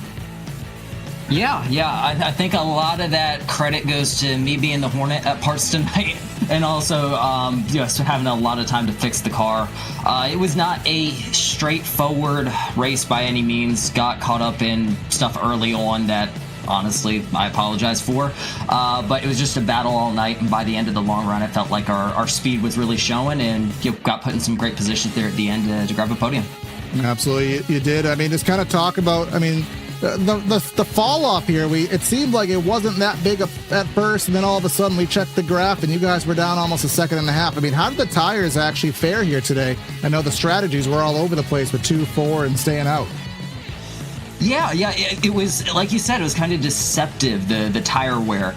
Like, sure, the lap times were falling off, but as far as grip levels, what you had to do in the car, I mean, it was really just a matter of moving up the track, and I think we saw that during that long run near the end of the race, where guys were all just kind of ripping the top, and people were trying to find a way by, sneak by on the tri-oval, or like pull a slide job. So it was tough, but it was just a function of getting track position all night, and I think we played that game pretty well with when we pit, especially late. All right, one more question for you. What kind of road race are you? Next week we're heading to Sonoma. What kind of road race are we going to be? I've done a little bit of road racing, but I've been on iRacing for 13 years. Sonoma is the one NASCAR track I do not own. 13 years, I've never driven it, so we're gonna figure out next week. All right. Got to learn quickly. Well, about an $11.95 investment with hopefully a 20% discount will have to be made, but we'll see you next week, man, and congrats on pulling it through tonight. I appreciate it, Corey. Y'all have a good one. Too. Well, Sagar, obviously a rough start around the edges for today's show, but all in all, we saw a very interesting race and a photo finish, at least, to come through with it here tonight. Absolutely. What else could you ask for here in Vegas other than a roll of the dice with who is going to come out on top? But it ended up being Jacob Harbert at the end of the day, with Forrest Smith coming in just 17 thousandths behind. It was a photo finish at the checkered line. Hayden Swain came back in third, with Ryan Swan in fourth. Bryce Sanasek in fifth there, rounding out your top five. That was quite a show here. Make sure you stay tuned here to PTR TV. Tomorrow night we'll be live with the Elbows Out Racing League. Thursday we'll be back here at Vegas with the O'Reilly Auto Parts cars and the Florida State Builders Pro Series. And then we'll start it all again road race week here next week in area. But that's going to be Corey and Sagar signing out of the booth. Have a great night, and we'll catch you next time.